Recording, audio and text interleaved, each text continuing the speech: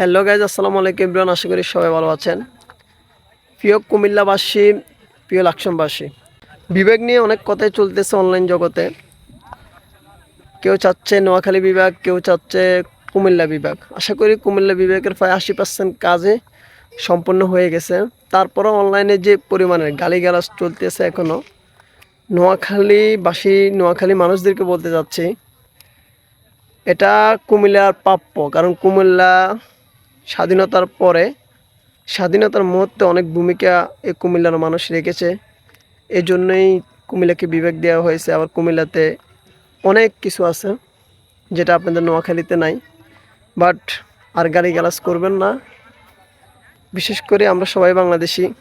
বিভাগ হয়তো আপনাদের বিভাগ আলাদাভাবে হতে পারে, নোয়াখালীও বিভাগ ঘোষণা আসতে পারে, এটাও হতে পারে।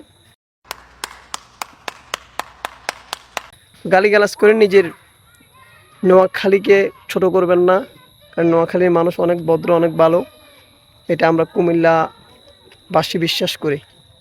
কথাই বলতে চাচ্ছি যে নোয়াখালী মানুষ অনেক ভদ্র, ভালো, এমনকি অনলাইনে এসে গালিগালাজ এগুলো করে কোনো লাভ নাই।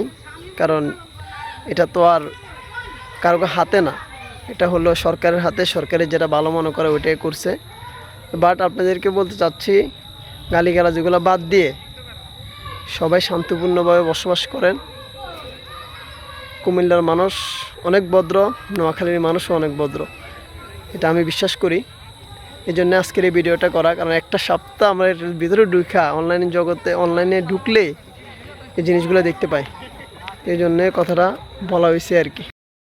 তো সবশেষে একটা কথাই বলি, কুমিল্লাবাসী, নোয়াখালীবাসী সবাই ভালো থাকবেন, সুস্থ থাকবেন। আসসালামু আলাইকুম রহমতুল্লাহি ওয়া বারাকাতুহু।